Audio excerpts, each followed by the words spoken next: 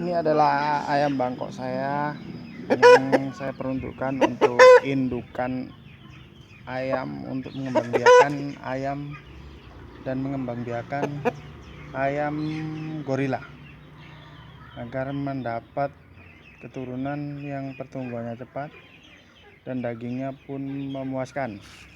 Untuk saat ini saya mendapati ayam siam saya dalam keadaan sakit. Awas, matanya berair dan